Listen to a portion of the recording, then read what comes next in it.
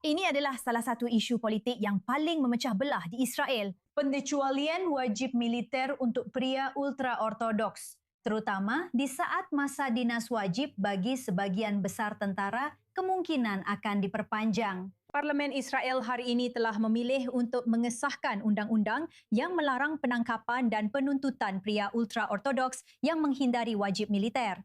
Langkah kontroversial ini memberikan ketebalan kepada puluhan ribu penghindar wajib militer dari penangkapan hingga akhir November. Undang-undang ini juga menangguhkan proses pidana yang sedang berlangsung terhadap mereka yang sudah menghadapi sanksi. Ketegangan pun memuncak di dalam parlemen sebagai akibatnya. Jadi untuk informasi lebih lanjut, koresponden Balik Sadik ada di studio bersama kami. Perpanjangan masa dinas militer di satu sisi, di sisi lain pengecualian bagi puluhan ribu pria religius. Bagaimana hal ini menguntungkan Benjamin Netanyahu menjelang pemilu?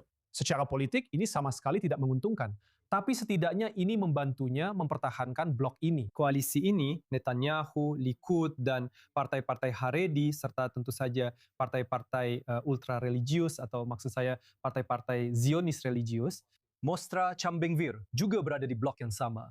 Jadi mereka akan maju ke pemilu berikutnya sebagai satu blok. Ini penting bagi Netanyahu. Dia berpikir bahwa selama 3 bulan ini hingga pemilu mendatang, yaitu 104 hari, publik Israel akan terlibat dalam banyak hal lainnya. Atau hal-hal berbeda yang dia atau publik Israel sebenarnya akan lupakan.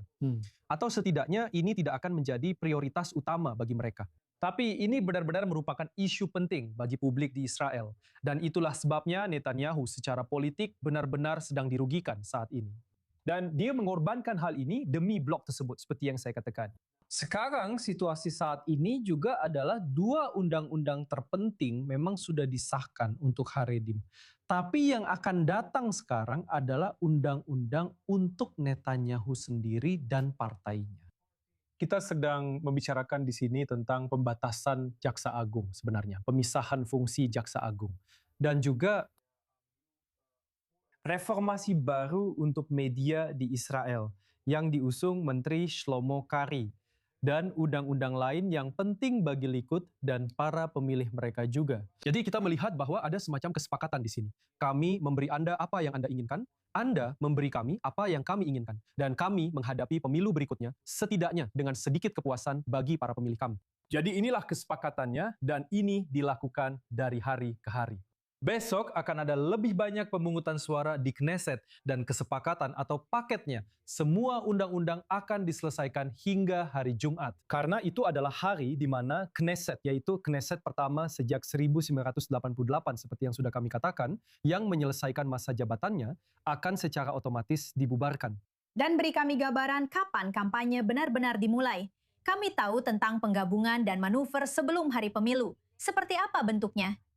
Ya, baik. Pertama-tama, kita harus menunggu pemilihan pendahuluan. Setidaknya untuk Partai Demokrat yang akan berlangsung Senin depan, dan juga untuk Partai Likud yang baru saja kemarin merampungkan jatah yang dicadangkan untuk Netanyahu. 8 kursi, seperti yang sudah kita katakan, untuk daftar yang mencakup setidaknya sebagian besar dari mereka berada di posisi realistis, di mana kemungkinan besar mereka akan terpilih pada pemilu berikutnya.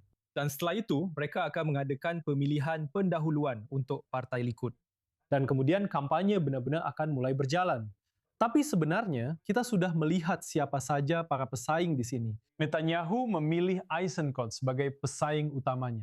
Saya akan mengatakan bahwa di kubu sayap kanan, sebenarnya Lieberman adalah pesaing terpentingnya, bukan Eisenkot. Dan kita akan melihat intensitas yang semakin tinggi dalam kampanye selama beberapa bulan mendatang, tentu saja.